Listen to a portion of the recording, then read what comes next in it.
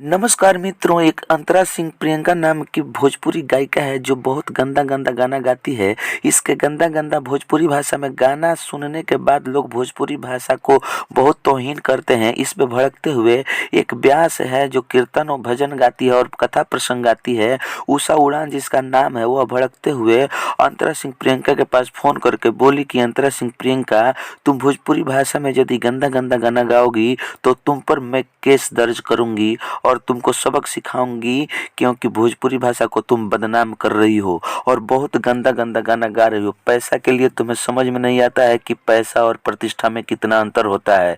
अंतरा सिंह प्रियंका को खुलेआम धमकी देते हुए उषा उड़ान जी ने बोल दी है कि मैं तुम पे केस दर्ज करूंगी, लेकिन तब करूंगी जब इसके बाद 2023 में नया कोई गाना गंदा गाओगी तब, नहीं तो मत गाओ और साफ सुथरा गाना गाओ। देखिए क्या होता है।